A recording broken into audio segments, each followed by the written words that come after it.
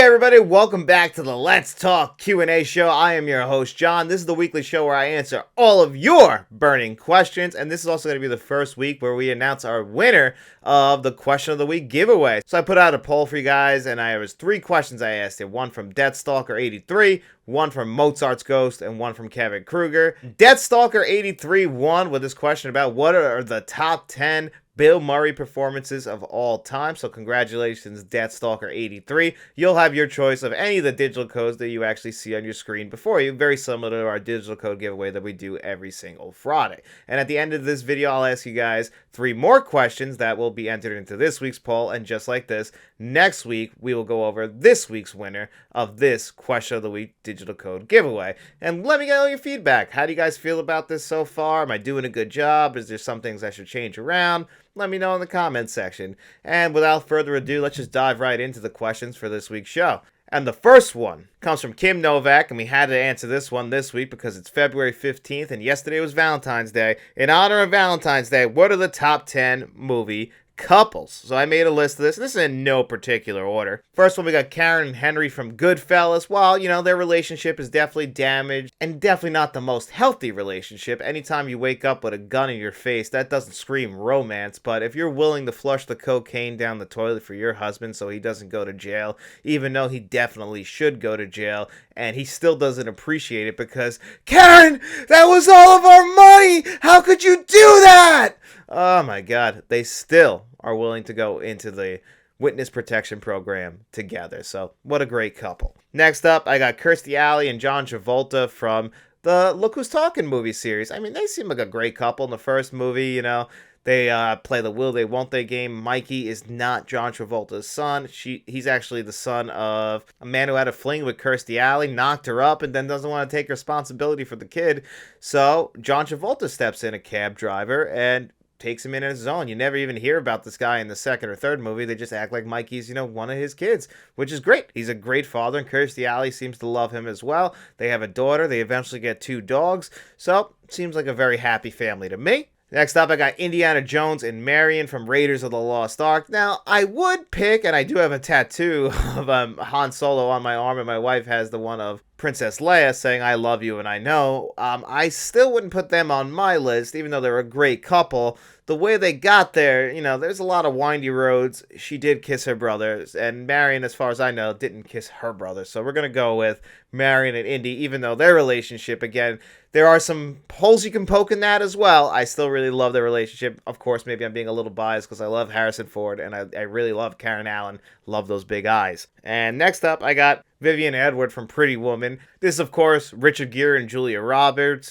Julia Roberts plays the Lady of the Night. Richard Gere is a big, rich guy. He decides, you know what, he takes her in and, you know, basically gives her anything he wants. But, of course, he's kind of taking advantage of the situation. And, you know, this is one of those great rom-coms and hits all the great rom-com tropes that you would expect. You know, everything's great until it's not. And then, of course, at the very end, we get that big ending with the limo. And the ending to this movie does really tie it all together. I also really appreciate the soundtrack. This movie features King of Wishful Thinking.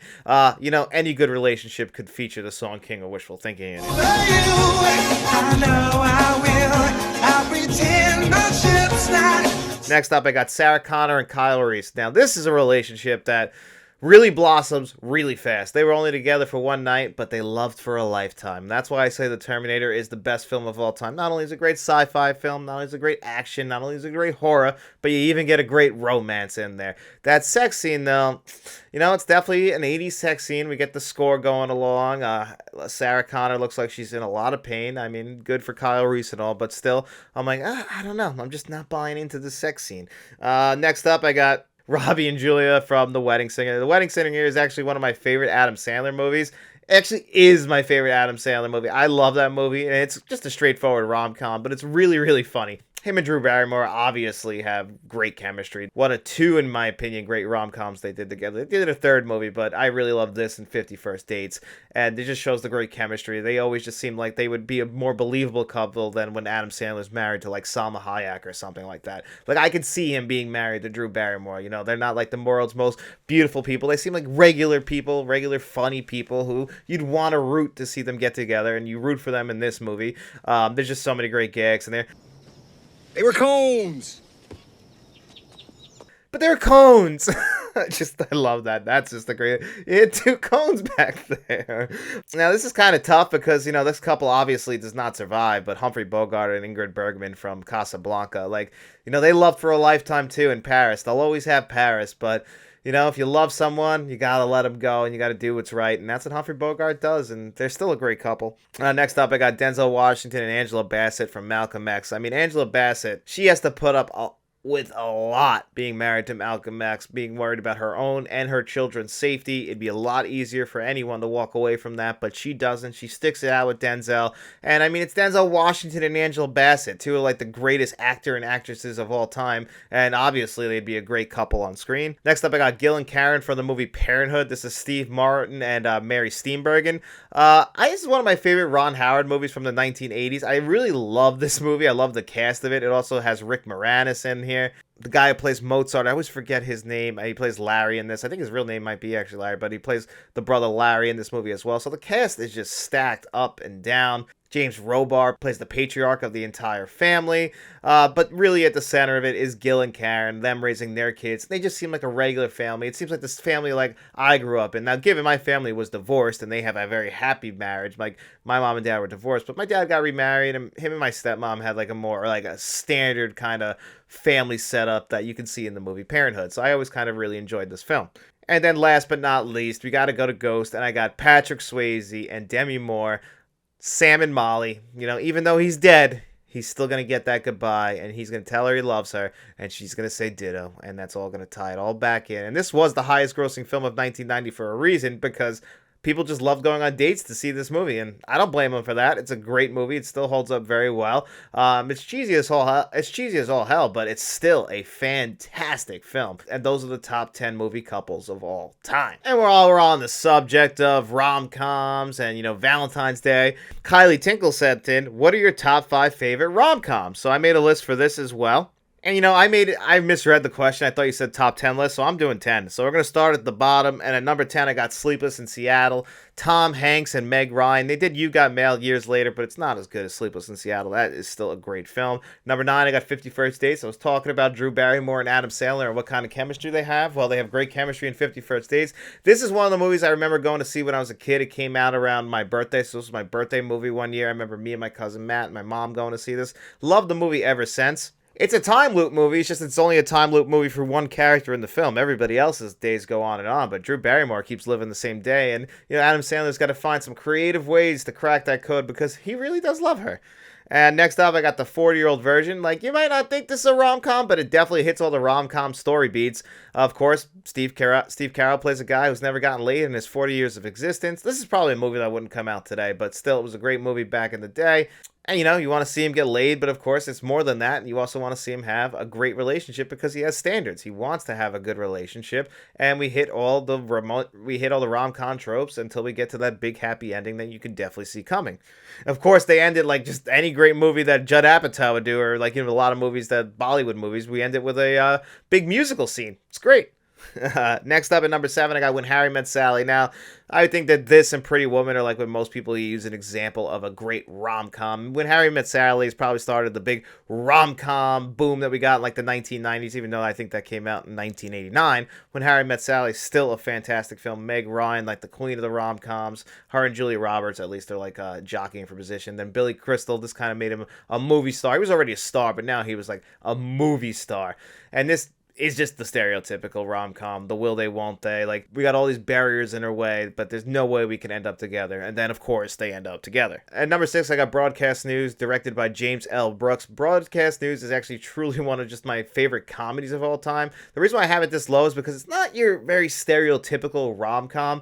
It actually kind of plays outside of the formula. First of all, we don't get the big happy ending. That's a big deal at rom-coms. And it's also, a three-piecer. It's Holly Hunter, William Hurt, and Albert Brooks, all three of them. And then, of course, with this movie, James L. Brooks was known for working in sitcoms, and this does kind of feel like an episode of a sitcom, and it also feels like a rom-com. It's very light. Even though they're dealing with serious subject matter, it's still very funny. It feels just like you would expect a rom-com to feel. It's just the formula is very different. I think that's the touch that James L. Brooks brings to this. You also have a great performance, a small performance by Jack Nicholson.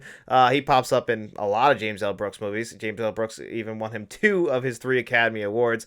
Obviously, Terms of Endearment, and then As Good as It Gets. So, of course, he gives a great performance in this movie as well. And it's just a great rom-com. Next up, Palm Springs. And this is very similar to another rom-com we'll talk about in a little bit. I didn't include this on my favorite time loop movies last week when we talked about it, but this is a great time loop movie, and it's just a pretty... And the thing is about this movie, I've always loved it, but I don't think I go back to it that much because it's stuck on Hulu. If this had a physical media release, I would probably watch this a little bit more than I do. And Christy Milioti, she's having a moment right now with the Penguin. She's finally getting her flowers. Like, she's always been good. I remember her as the mother on How I Met Your Mother, and I thought she gave a great performance in that, The Wolf of Wall Street, and then this I thought was going to really, like, piggyback her into a bigger career. It just took a little bit longer to get to the Penguin, but she is great in this movie. Has great chemistry with Andy Samberg. Again, they're kind of both stuck in a time loop together, you know, reliving the same wedding day over and over and over again.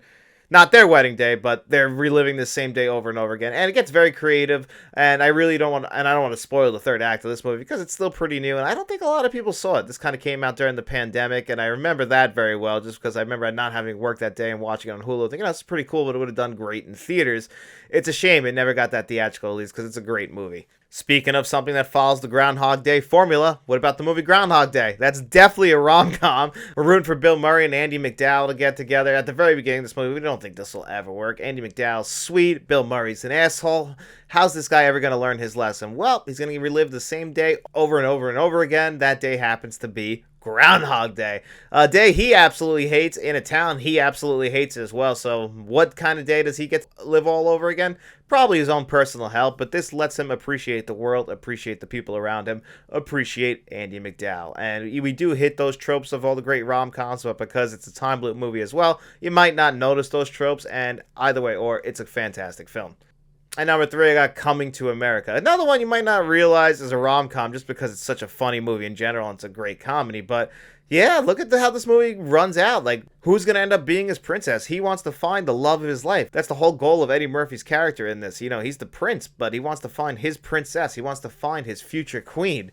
And he's got to go all the way to Queens, New York to find her. And he does find her. But, of course, again, there's some barriers that get in the way, both sets of parents. And we don't think it's going to work out until the very end when we get that big moment, like very similar to that big moment in Pretty Woman where, yeah, of course it's going to work out. And at number 2, I just talked about how good a chemistry Adam Sandler and Drew Barrymore have in The Wedding Singer. Well, that's my number 2, The Wedding Singer. Like I said, I love that movie. It is Adam Sandler's best film in my opinion. And number 1, I have Pretty Woman. Richard Gere and Julia Roberts. This is a fantastic movie. They tried to replicate this movie again sometime down the line with Runaway Bride. You know, you can't capture lightning in a bottle twice. It's very similar to like Sleepless in Seattle and You've Got Mail. Like, we do it once, you do it twice, it might not work out as well. Luckily, Drew Barrymore and Adam Sandler actually were able to do it 3 times, but the third time didn't work out. Richard Gere and Julia Roberts actually might have done it 3 times. I'm not entirely sure. Maybe it was just twice. I'm not entirely sure, but Pretty Woman, in my opinion, is the greatest rom-com of all time. So that was a great question, Kylie. Thank you so much. And the next question is from Kevin Kruger, and he said, how would you rank the Nicolas Cage movies in your Blu-ray collection? Well, believe it or not, this will showcase another thing about my collection is I only really buy movies that I'm going to rewatch.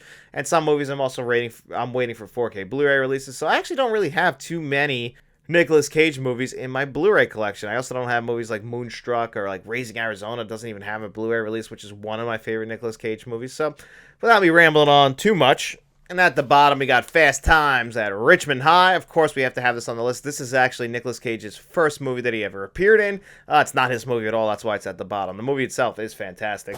Next up, same thing. He only plays a small part in both of these movies. In the Spider-Man Into the Spider-Verse and Spider-Man Across the Spider-Verse, he plays Noir Spider-Man or Spider-Man Noir. He's great in it, and actually I believe he's getting an Amazon Prime show out of it. It might even be live action. I'm not entirely sure on that, but he does play him in these 2 movies. Again, they're small roles, so that's why these are low, even though I think these are some of the best animated films ever.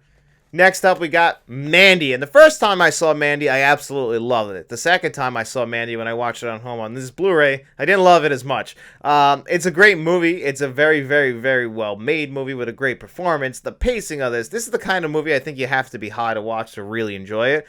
And, I do like to smoke weed every now and again, and I still don't know if that can make that. I think you got to be like on something a little bit stronger than that. Next up, I got Adaptation. Adaptation is great. This is a movie written by Charlie Kaufman. I think it was directed by Spike Jonze.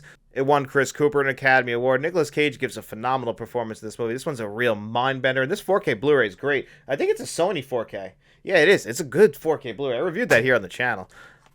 Next up, Wild at Heart, and this Blu-ray is going right now for a pretty penny. Everyone's trying to grab it since David Lynch passed away. The Shout Select Wild at Heart Blu-ray. He was making this while he was making the first 2 seasons of Twin Peaks. Actually, a lot of people noticed that the quality of Twin Peaks drops a little bit because David Lynch kind of stepped away from this show and went on to make Wild at Heart. And Wild at Heart is great. It's got a lot of... You can compare this movie a lot to The Wizard of Oz. It's got a lot of those great sequences that you would expect from David Lynch. Nicolas Cage is great. Him and Laura Dern have great chemistry as well. It's a fantastic movie. Of course, if you're not a big David Lynch fan, you might not like that one.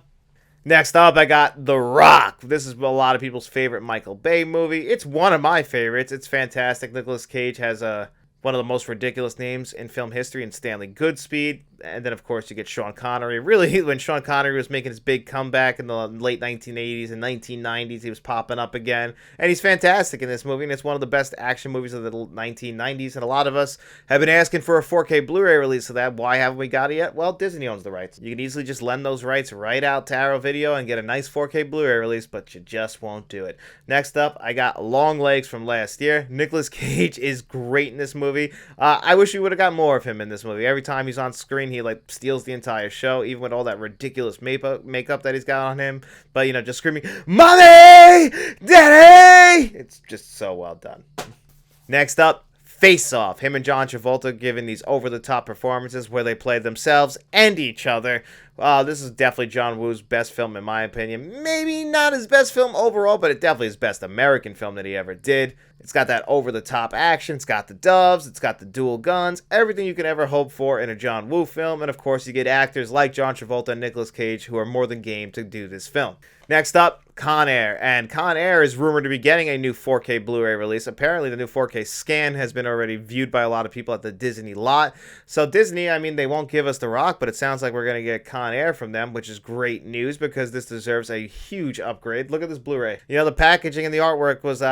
it's not like what we get nowadays with 4K Blu-ray, so let's hope we get that fixed with the Con Air 4K Blu-ray if it ever gets announced. Right now, I'm sure there is a digital release, but we want to see that on the big screen, and we want to see that in a new 4K Blu-ray release. And number one for me, as far as my Blu-rays and 4K Blu-rays go, is the movie The Family Man. I remember the first time I saw this movie, I was way too young to really get everything that was in it, but I still really loved it. You think it's just the Scrooge story, this guy's gonna get to see a different version of his life. But, Nicolas Cage in this movie is not a bad guy. That's the big difference between that. He doesn't need to learn a lesson. He just kind of has to see what his life could have been had he gone a different route. He's kind of a lonely guy. Yeah, he got all that money and power, but what if he went a different route? What if he went the family route? What if he actually ended up with a family, with the girl he truly loved? Yeah, you might not be so successful. And it's that push and pull that a lot of people experience, your commitment to your career or your commitment to your family and your relationship. You might have this very successful job, but you're alone. Or you could be this great family man, but you never feel like you were able to reach the goals or achievements of your career. Maybe you're stuck working for your father-in-law at a dead-end job or something like that, but you go home every night to your wife and kids, and you know what? That should be enough for you. And for other people, maybe the job is enough for him. So he gets the peek into the window of what his life could have been like. And I really like the ending. It's a very smart ending. It's probably not the ending a lot of people expect, but I think it's the right ending to this film. So that's my number one choice. And that was a great question, Kevin. Thank you so much. And the next question is from By His Stripe, and it says, in the era of film, 70s, 80s, 90s, etc., is there an era of film, 70s, 80s, 90s, etc., that makes you likely to give a movie a try if you haven't seen it? And or, by the same token, more likely to skip a movie? So when it comes to movies that I'm always willing to try, I'm always usually willing to try any movie from any era, even from any country, as long as someone recommends it. They're like, you'll check this one out, you'll enjoy it. But if anyone ever recommends to me a movie from the 1980s, that's always where I'm gonna go. I'll always watch a movie or recommendation from the 1980s, no matter what it is. The 1980s is my favorite decade for film. I know a lot of people will prefer the 70s, maybe they'll prefer the 90s. All these eras are very distinguishable. You can always pick out when a movie is from the 1980s, or if it's from the 1990s, or it's from the 1970s, or even from the 1930s. You can always pick it out. And for me, the 1980s, I get why Quentin Tarantino doesn't like them. They're very commercial films. There's a lot of underground films, a lot of indie films that came out of the 1980s as well. They weren't all just commercial popcorn studio films, but I do love those commercial popcorn studio films, the Steven Spielberg films of the 1980s. I truly do love those films as well. I'm not somebody who turns their nose up to a studio film. As long as they're doing good work, they deserve the credit for it. And the 1980s was my favorite era for film. So many great franchise films, so many great Best Picture winners. I even love Gandhi, even though it beat my beloved E.T. at the Oscars that year. That's fine. Gandhi is still a great film. So the 1980s is just a special era of film for me. So I'm always more likely to try a film from the 1980s over any other. Now, what is an era of film that I'd be more likely to skip? Something from probably the 1920s, if somebody was going to recommend that to me. For every great film from the 1920s, from the silent era, as we shift over to the talkies, there are a lot of bad films as well. I guess if somebody recommended it to me, eventually I would try it, but there's also a lot of bad films from that era. Even the 20s, 30s, and 40s, even if we go into the 1950s, studios were just pumping out film after film after film. Casablanca is one of these studio films, one of many films that were just put out that year. It's we're lucky that movie got as noticed as it was. It could have just been one of those that gets lost, that ends up in the Warner Archive films, people are rediscovering now, but back then it was one that came out every week. They used to just pump out so many different movies that there was also a lot of low quality films mixed in there, and unfortunately sometimes you'll end up watching one of those lower quality films. So, something from back then is I'm more likely to give a skip. 70s, 80s, and 90s, even 1960s.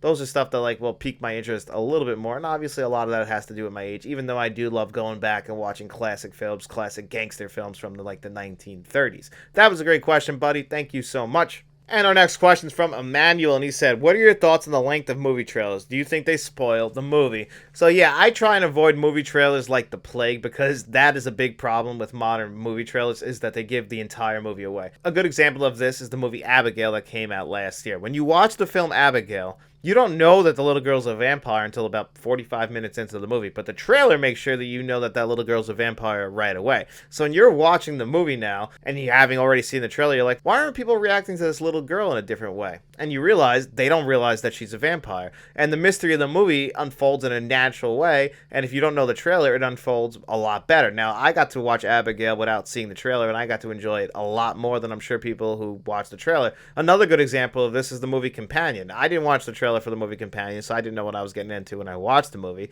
Given the movie itself it's not like Abigail. You could figure it out pretty easy within the first 10 minutes, so I don't know if it's as much of a spoiler as movies like Abigail are, but for the most part, it just feels like the people who edit together these trailers nowadays aren't actually watching the film, and I feel like that's kind of ruining the movies for a lot of people. And it just takes the mystery out of it. A good trailer is just there for you to get excited for the film. Not give away too big of plot points. I guess they've been doing this for a long time, because Terminator 2's trailer gives away the fact that the Terminator, now the T-800, it's the good guy, and the T-1000 is going to be the bad guy. If you were able to go into Terminator 2 without seeing that trailer, it probably was a huge deal to be like, holy shit, Arnold's a good guy now? I'd be blown away, but the trailer told you that right away. So, yeah, I try and avoid trailers, and you actually have another question, Emmanuel, that asked me about what I thought about the first trailer for Fantastic Four First Steps, and you know what? I decided to check it out, break my rule just because you asked me, and I did check it out, and the new trailer for Fantastic Four, it looks pretty good. I actually did like the ones from the 2000s, mainly the first one. The second one was but the first one I actually kind of liked. I think a lot of people like myself were excited to see Chris Evans in Deadpool and Wolverine. That was a nice little surprise. And, this one's bringing back the same characters that we've seen before in those two movies, and in the 2015 movie that starred Michael B. Jordan. That was just a huge flop. That's why people were clamoring for Marvel to take over the Fantastic Four franchise. This is something that they picked up when they got the Disney rights, very similar to the X-Men. And we still haven't really gotten too much of the X-Men in the overall Marvel story, and we haven't gotten too much of the Fantastic Four. We've seen little Easter eggs in there where we've seen other timelines that feature the Fantastic Four, but now we're actually going to see them get their own movie. And it looks like it takes place in the 50s or 60s. It kind of reminded me of Fallout. Have you ever seen the show Fallout or played the Fallout games? Before the world world gets annihilated and everyone goes into their bunkers.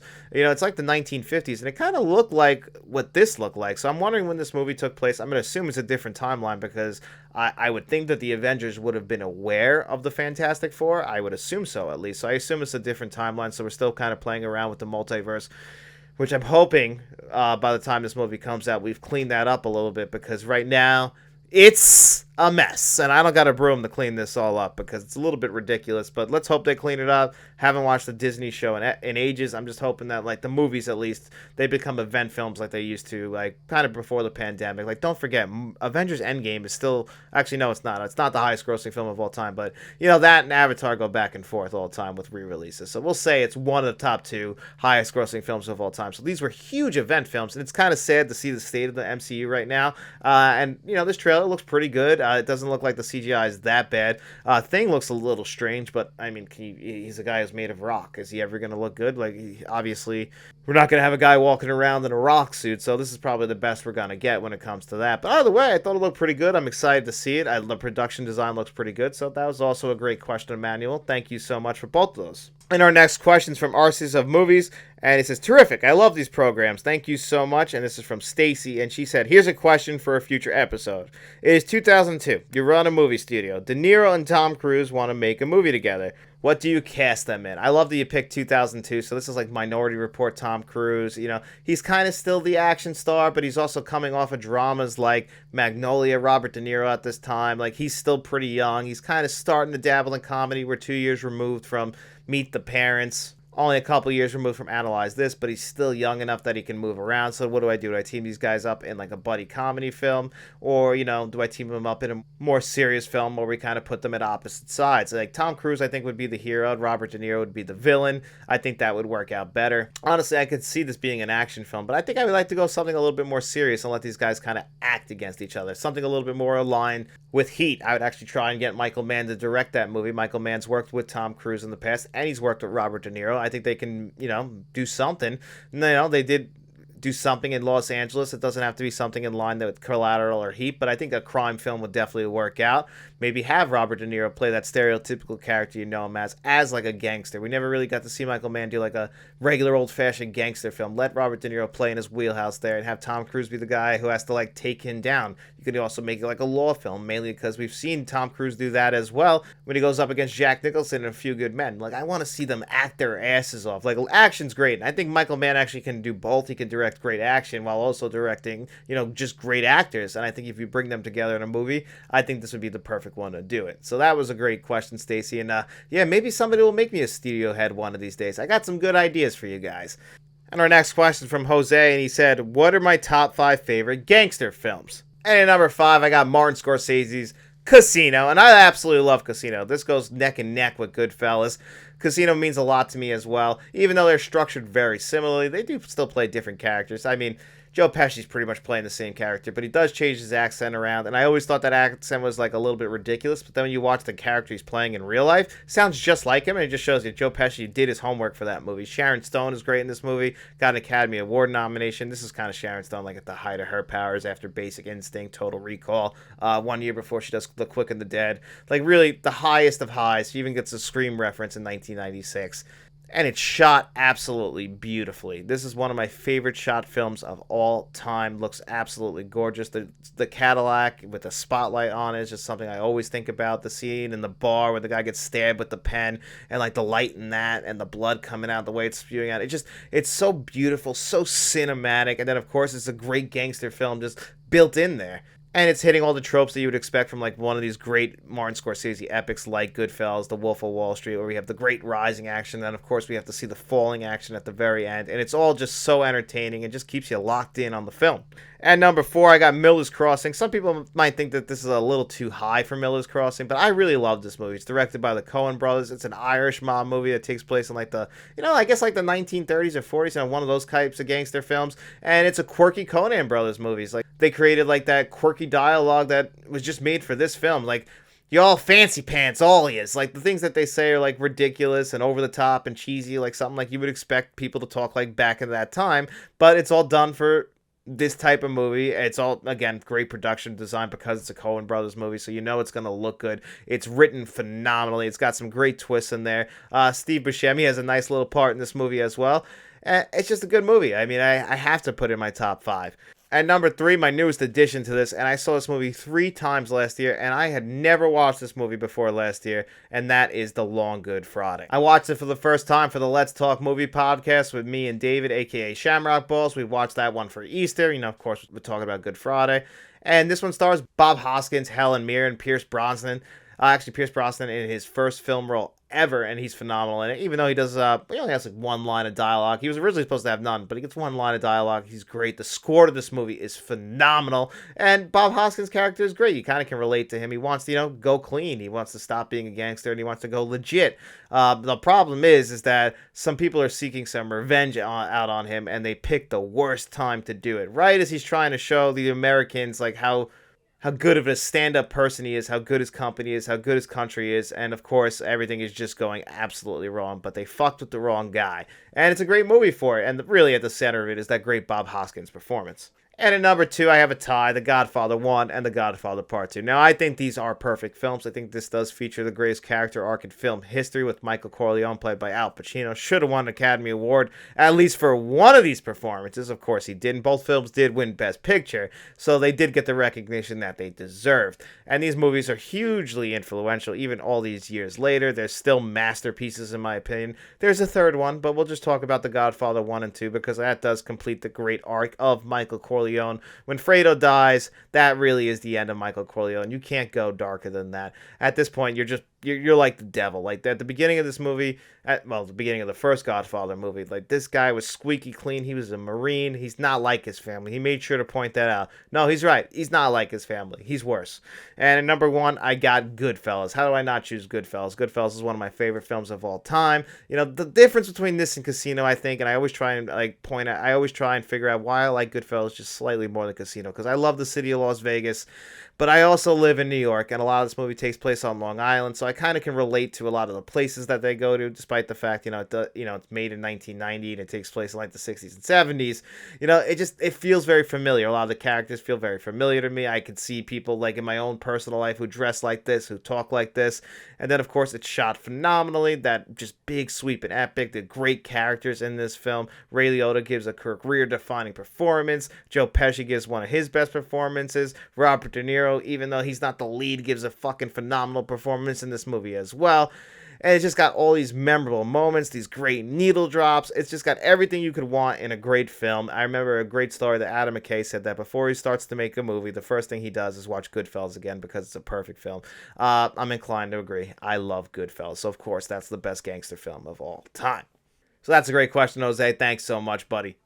Deranged Psychopath asked me, what are the most disturbing video I've ever seen on YouTube? So I've actually never really seen too many disturbing videos on YouTube. I'm sure there's a lot of weird stuff out there, but I don't really go looking for it. And that actually kind of does tie into another question we have from Mozart's Ghost. And he said, what is the weirdest film you remember seeing that somehow captured your interest all the way through? I have 2 that come to mind. Black Moon from 1975 or The Baby from 1973. Black Moon was something like a fever dream, and The Baby was a little more straightforward and linear, but just with a bizarre premise that I couldn't understand where it was going until the very end. Recommended if you want to watch some oddities. And yeah, I'm always looking for some weird movies to watch. And I think one of the weirdest movies I ever watched and it really captured my attention, it's actually become one of my favorite movies ever, is the film Synecdoche, New York, directed and written by Charlie Kaufman. This is such a strange and weird movie. It's very hard to explain, but Philip Seymour Hoffman plays the lead character in this movie. And he's a playwright, and his next project that he's going to do, he's going to buy this huge warehouse, and it's going to be about him. He's going to cast somebody as him. He's going to cast everybody else in his regular life, and it's going to be like this huge sweeping project where everything in this warehouse is his life, everything that's happened to him. I mean, he has somebody else playing him or playing other parts in his life, But it's also it's just such a weird movie, and you really have to pay attention to it. Like, I actually remember this is one of the movies that I actually watched like a series of videos explaining the film, because there's a lot of twists in it. Like, there's a lot of things that you got to pay attention to the clocks. You got to pay attention to the colors, so you know how much time is actually passing by, because you might not realize it, because it's building up all the way. like we're basically seeing Philip Seymour Hoffman's whole entire life, like his relationship with his daughter. So I'm gonna guess it's like 18 to 20 years, like his relationship with his daughter, with his wife, and then his future ex-wife. Like there's a lot in this movie. It's so very dense, but it's all just so very weird. And that's one thing with Charlie Kaufman. All the movies he either writes or directs, they're all just very, very, very strange. Like I'm thinking of Ending Things. That's one that's on Netflix right now. That's a very strange movie as well. That's gonna leave you thinking. I thought the movie that came out a few years ago, Man, directed by Alex Garland, was a very weird movie with a very strange sequence built in there. But I don't really find, like, I've seen some really weird movies, then I've seen some really crazy B movies like Tromeo and Juliet. Like that's a really weird movie as well. A Serbian film is another one that's just very strange, but it's just really fucked up. I mean, how you not say like The Human Centipede, like those movies like Teeth about the killer vagina. Like there's a lot of weird movies that come out. Like that's one thing that I love about film as well, is like if you can think it, you can probably have it made. A movie I have never seen, but I think it's called Deathbed. It's about a killer bed. I think Patton Oswalt actually did a skit about this movie because it's literally about a killer bed. Like how ridiculous is that? Like I want to see the movie just based on that alone. And that actually does tie into our next question from The Dark Knight, and he said, what is the worst movie to watch on a first date? So any of those movies I just mentioned, like Teeth, don't watch a movie about the killer vagina on a first date. Don't ever watch any of the Human Centipedes on a first date. It's like she or he's going to think you're really disgusting by watching those kinds of movies and showing them to them. Like don't do what Travis Bickle did in Taxi Driver. Don't take a girl on a first date to a porn movie at a porn theater. Like she's going to think some weird things about you, as she should. You don't do that. Like there's just certain things you don't do. Definitely don't watch porn on a first date either, unless that's what she or he's into. Like if you guys both kind of like are like, hey, you want to watch this? And they're like, yeah, okay, I'll watch that. That makes a little bit more sense. Then definitely go for it. That's a great question, too. I appreciate that as well. And next question is from Johnny Balls. And Johnny Balls said, do you consider yourself a short king? And like a short king, I looked this up, is somebody who's like short, like myself. I mean, I'm not really that short. I looked it up. I'm 5'6", which in, I believe, Asia is like an average male height. So I'm an average male height in Asia. I'm guessing a little short for America. But yeah, I'm a short guy. I definitely don't have a Napoleon complex. Like I'm not one of those like short people who like are always angry because like they're trying to make up for the lost height, I guess. No, I guess I am a kind of a short king. Like short kings are like people who like, I guess they're very outgoing and friendly even though they're like short. But I don't really consider myself that short. I got to overcome a lot more before people start making fun of me for being short. Like look at my skin. Like it's extremely white. I have bad eyes. Like people can get on stuff. People can make fun of a lot more before they get to me being short. I know a lot more short people than me. Like my wife is like 4'10". Like I get on her for that. The amount of Wizard of Oz and Willy Wonka jokes that get thrown around this household because of her height, it's extreme. But don't worry, guys. I'm not just ripping on my wife. She gets her punches in as well. That's a big part of our relationship. But that's a great question as well, Johnny Balls. Thank you so much. And the next question from Mike Tonier said, what are some adult jokes in movies that went over your head when you were a kid? So the big ones that I noticed were in the movies like Dumb and Dumber. Like I never noticed, like I guess this isn't really an adult joke, but I just went over my head completely. But like when the one guy dies in the restaurant, they try to give him mouth to mouth. He's like, he's resisting me. In the next scene, they're driving along in the Mudcuts van and they're not talking. And he's like, can't believe it. 1 minute you're hocking down your burger. The next minute you're dead meat. And he's like, yeah. You heard him. He blamed me. Those were his last words. And if you think back to the scene, he's like, you son of a bitch. And then he chokes out and dies. And then they're like, check, please. So he's just basically acknowledging, yeah, my mother's a bitch. Like, how would you know that? Like, it's a ridiculous joke. But the movie's filled with, like, those, like, kind of little gags you might not even realize are built in there. Because I watched Dumb and Dumber from a very young age, and a lot of those jokes went over my head. Like, we landed on the moon! Like, I wouldn't get that when I'm 5. I don't even know about the fucking moon when I'm, like, 5 years old. I mean, you know about the moon, but you don't know about us landing on the moon or anything like that. And even now, people question us landing on the moon, so, go figure. But anyway, when he sees that, or, like, when they say, did you pay the gas bill? Like, they think the gas company is going to send a guy with a gun because you didn't pay the gas bill. Like, that's absolutely insane. Like, how are these guys adults? That's not what happens. They'd send worse than sending a guy with a gun to kill you if you don't pay the gas bill. They just ruin your credit. So it's worse than that. I wish they'd send a guy with a gun. But that's a great question as well, buddy. Appreciate that. And the next question from Arcanes of Movies, this is Stacy, and she said, what is your favorite first act in a horror movie? And I really, truly love the first act of Poltergeist, introducing everybody to us in the film. This is where it truly feels like a Steven Spielberg film and not a Tobe Hooper film, but you gotta have this first act of us being introduced to the entire family dynamic, that true Reagan era family. Like, this is why we have them going to sleep at night. We see them like reading a Reagan book, smoking a joint, like just your regular great American family. And we're gonna tear this family apart. And it feels like a Tobe Hooper and Steven Spielberg movie in the best way possible. It feels more like a Steven Spielberg movie to me. It feels like Steven Spielberg doing horror, and I love that. It feels just like E.T. in tone, but just more dark. And of course, the score to this movie is fantastic. But the entire first act of just being introduced to these people, and you know, them kind of starting to see the suspicions of the poltergeist, all that stuff, the you know, the very beginning paranoia. I love to see all that. Just getting introduced to the characters. They're all great. It's just a fantastic, well-cast film that you want to spend time with these characters, and it just works out perfectly when it comes to the film. You know, we got 2 sequels and we got a remake, but you can't take anything away from the first act of this film. It's just so well done. That was a great question as well. Haunted Pillowcase asked me what my opinion of the movie Kids from 1995 is. Well, the first time I ever saw that, I was in 10th grade. And I remember I went to my buddy Joey's house, and he asked me about the movie Kids. Now, I had seen the poster for Kids many times, but never have I ever seen the movie. I watched this movie, and I'm like, yeah, okay, it's a pretty good movie. Just seeing a bunch of kids, like, kind of in the 1990s doing what kids in the 1990s do. You know, obviously, they have a lot more of a darker childhood than I had, but you kind of understand. And then things get really dark. And I think what you're referring to is, like, how that, you know, AIDS twist in that movie, really selling you like how dark and twisted things can really get, and how the way that other people live their lives might be very different than you, but it's a tough existence for a lot of people. And I think that this movie's trying to show you a window into these kids' lives, and that's definitely what it's trying to show you. Now, the movie itself is not very entertaining, and you know, these are actors who aren't, you know, really great at acting yet, even though it does have people who would become great actors in the future, like Rosario Dawson in this movie. You know, these aren't like really well-known actors. They're actors, at least in their like first film ever, and you know, they're doing the best they can. So I can't say you're really watching this movie, and this is kind of how it's sold to me, is like just how fucked up this movie can get. And it does get pretty messed up, and that's what this director's most known for, is making movies very similar to this. And you know, they're good movies, but they're not, you know, these are definitely more movies that are for the art and trying to show you something, being more of a message than being something that's very entertaining. Like Kids is one of those movies I've only watched that one time. I've never gone back to it. It's not something like, you know, you got to really like be in the mood for that. And are you ever really in the mood for a movie like this? Like, once you know what it's about and you get the message, you kind of move past it. But either way, Art, that's a great question, Haunted Pillowcase. Thank you so much, buddy. And the next question is from one of our bankroll members, Mr. Smelly Potato. He said, which director's cuts and extended cuts do you think are better than the theatrical version? The first one that always comes to mind for me is The Abyss. I think The Abyss is actually probably one of the best extended cuts of a movie, because it actually recontextualizes the entire film. The film becomes better because of that. You know, it becomes more of a global film instead of just being a regular kind of contained love story. And it makes the film feel a little bit more epic than it ever did. So The Abyss is definitely my choice for the number one.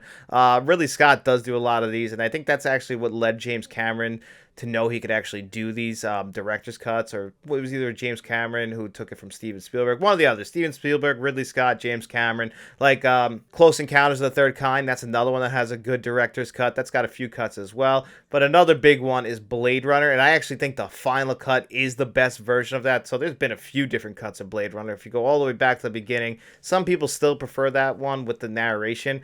I've watched it with the narration. I actually like both versions, but when you kind of find out that the narration was a little bit more forced upon him, and you kind of can hear that like resentment and bitterness in Harrison Ford's voice, even though it does kind of help to explain the movie, maybe if you've never watched it before, or you're watching it like if you watch it the final cut for the first time, I think you'll be able to understand everything.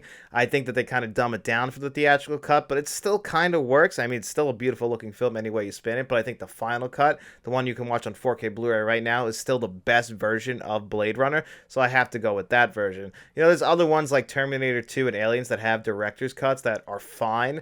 I like the Terminator 2 director's cut. That's the one I'll always choose to watch, but it's just because I'm used to it. It doesn't necessarily add anything that the theatrical cut doesn't already have, and that's the same thing with Aliens. Like, it's nice to have those extra scenes, but you don't necessarily need them, and in fact, you know, sometimes it's a little bit tighter to watch the theatrical cut. So Aliens, I'll usually watch the theatrical cut. Terminator 2, you know, I'll go either way. Like, I watched that extended edition, the Extreme DVD, for so long, and that had the director's cut on it, so I got used to that. But I'm just used to it. Whereas, like, The Abyss, the director's cut is always the way to go. So that was a great question, Mr. Smelly Potato. Thanks so much, buddy. And Mr. Vice asks, whether or not a big Halloween cosplay guy, if you had to pick one, what movie/franchise would be your only choice for costume? So funny enough, yeah, I'm not a big Halloween cosplay guy. I don't usually dress up for Halloween.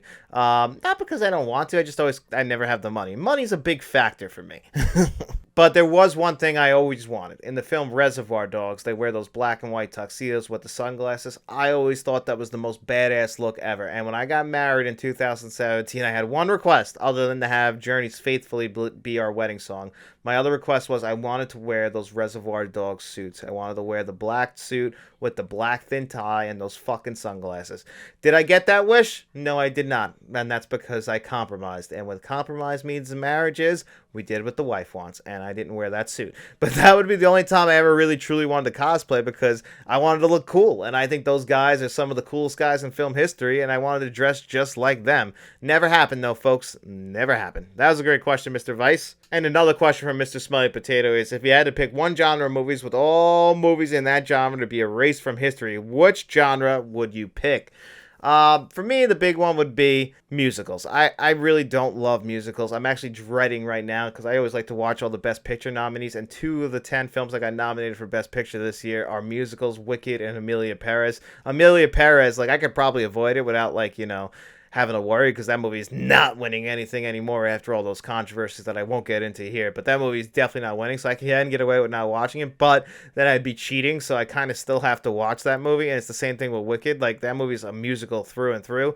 It's definitely not going to be one for me. So it's already kind of got to win me over. I hope it does. Like, some musicals have won me over. La La Land is great. Streets of Fire is great. I mean, all the Disney, like, animated films, they're kind of musicals, but they're not, like, everything's music. So musicals are the one. Like, I'm not a big fan of some of the all-time great musicals like West Side Story. I like Singing in the Rain, but, it's always been a genre that, I don't know, I never really loved it. Like, I love music. That's the thing. It's just, like, a musical, like, I think it goes a step too far for me. Like, we're kind of interrupting the plot and the story so we could sing a song. And it just doesn't always work. Now, again, but there's always a few films out there that do break that rule, like movies like La La Land and Streets of Fire that do cross over, and I do actually really enjoy those films. But for the most part, if I could delete any, I would delete those musicals. Next question is from Uncle Charlie. Question for next week. Why do you think that the longevity of a comedic actor is much shorter than a dramatic actor? And I've always questioned this, and you can actually see it when you watch movies, especially comedies. Comedians go through, like, eras where they're the biggest comedian in the world, especially in film. I can't go all the way back in the day, but you could look at, like, Gene Wilder and Richard Pryor in, like, the late 1970s and early 1980s. Then 84 rolled along, and, like, Eddie Murphy became the biggest actor in comedy when Beverly Hills Cop came out, and then he was on top of the world for a while. And then eventually Jim Carrey becomes the biggest comedian in the world. Then Will Ferrell replaces him. Then Kevin Hart replaces him. But, like, then, their careers really fall off hard unless they can transition into dramas. Like, Will Ferrell's done some dramas. He's, for the most part, kind of maintained his stay in comedy, but his quality of comedy films is not as good as, like, those early years, like the 2002s to, like, 2007. He was on top of the world. I would say, actually, through, like, 2010, like, with the other guys, he was, like, really on top of the world where his comedies go. Same thing with Jim Carrey. Like, we talked about 1994, Jim Carrey, Dumb and Dumber, The Mask, and Ace Ventura all in the same year. 1995, he had Batman Forever and Ace Ventura When Nature Calls. 96, he had The Cable Guy. 97, he had Liar Liar. 1998, like, he had The Truman Show. Like, this guy, he couldn't be beaten. And it's the same thing with Eddie Murphy in the 1980s. Like, just, you can't win. Like, no one else is going to beat him. Like, you have movies like Coming to America, Trading Places, 48 Hours, like, classic after classic after classic. And then he even had, like, a career resurgence, but for the most part, comedians don't really, like, get that. You have to really cross over. Jim Carrey was able to really maintain his career because of that. He was able to end up in movies like Eternal Sunshine of the Spotless Mind and The Truman Show. Like, he tried his chops in dramas, and you have to really do that. Eddie Murphy has tried that. The differing results. Obviously, he was nominated for an Academy Award for Dreamgirls, which he even said himself, which is a lot easier acting to do than actually acting like The Nutty Professor, where you're acting against tennis balls. The Academy is always going to recognize dramatic performances over comedic performances, even though being a dramatic actor, I believe, is easier than being a comedic actor. And it comes down to all comedy is subjective. Like, all film films are subjective, but the same things make us cry, where it's a lot harder for things to make us laugh. Everybody has a different sense of humor. You guys have heard that you could see my favorite comedians of all time are guys like Eddie Murphy, Jim Carrey, and Will Ferrell. Like, I love those guys. You could argue that they have like a very dumb sense of humor, very different from like people who enjoy like dry sense of humor, like a British sense of humor. Like, I like that kind of stuff, but I'll always like something like that's more in line like with the Wayans brother, like all that like stupid humor, something like Jay and Silent Bob. Like, that's something that I will always find very funny, but other people probably think that stuff is dumb as hell. I've known plenty of people who fucking hate Jim Carrey with their guts, and I don't understand it, because I think Jim Carrey is one of the funniest people ever. But again, comedy's subjective, so I understand that, and I think that kind of plays a part into these guys' careers. And I just think it's a lot harder like to try and always be funny than it is to like, I just gotta like hit this scene, hit the beats that I have to hit, and it's a lot harder to make people laugh. And I think that's why I've always felt like if you have a dramatic career like Robert De Niro, Al Pacino, you can go on forever, whereas comedic actors, they fall off fast. It also seems like comedians are really struggle with like mental illness, which kind of makes sense. I kind of can understand that. You kind of put a smile on the outside and you're like dying inside, and it feels like a lot of comedic actors do suffer from like depression and everything, and it kind of comes out in their comedy, and unfortunately that might play a part in like their longevity, their shelf life as well. Not to end this on a dark note or anything, but that's a great question, Uncle Charlie. Thank you so much. And our last question is from Timmy, and he said, do you think Hulk Hogan was a great actor? And short answer, buddy, no, I do not. I do not think Hulk Hogan was a great actor. I mean, he tried, and he really thought he was going to have a great acting career. That's actually how he ended up in WCW. He left WWE, even though they were going to kind of phase him out anyway. They felt like he was getting a little too old, but he was over on Disney filming, what was that, like Thunder in Paradise. And they were filming on the MGM lot, and WCW was filming, I guess, right next door, and they were able to swoop in there and grab him. Probably said, Hulk, this acting career, it's not really working out for you. He tried so many times, but Hulk Hogan is not a great actor. So, unfortunately, no, I do not think Hulk Hogan was a great actor at all. So, to answer your question, you guys sent me another wrestling-related question, so did Emmanuel, and we're going to answer those questions on next week's show. And another question we're going to answer on next week's show, and I just want to kind of hype this one up because I thought it was pretty funny. And it's from Haunted Pillowcase. He said, can you please eat Taco Bell on your next Saturday show and review it? Preferably the new dipping burritos. And yes, that's what we're going to do on next week's show as well. So that's a great question, Haunted Pillowcase. I'm looking forward to eating Taco Bell. That's something we used to do at the very early days of Let's Talk Physical Media. So I have eaten Taco Bell on air before, but it was like 3 years ago. And if I didn't answer your question on this week's show, guys, we'll get to it on next week's show. And again, if I haven't answered it in like 2 weeks, just try and tag me in again so I'm reminded to make sure I answer it in next week's show. There's just so many questions that I can't get to all of them, but I really appreciate them all. And what is this week's 3 questions that are up for question of the week that you'll see at the poll on the end of today? Well, the first one is going to be that question from Uncle Charlie about, why do actors' careers last longer as far as being a dramatic actor or an actor in comedy? That question I think was great as well. I think Kim Novak's question of, in honor of Valentine's Day, what are the top 10 movie couples? I thought that was very great. And then my buddy Jose, his question of the top 10 gangster films. I had a lot of fun with that as well. So that's going to be this week's 3 nominations for question of the week. So make sure you guys answer in the poll, and then we'll reveal this week's winner on next Saturday's show. And guys, I hope you enjoyed the show. And if you did, don't forget to hit that like button, hit that subscribe button, share this video if you could. We also have channel memberships. So if you want to become a friend of the channel, a producer for the channel like John Doe Juggalo, or a channel director like Kevin Kruger, or even a bankroll member like Frank from Frank's Media Review and Mr. Smelly Potato, you guys can look for all that information in the description below. But if you got no money to throw away, guys, don't you worry about it all. We just hope you enjoyed the show. And if you did, get out in those streets, tell your friends about us, and then we'll be seeing you around.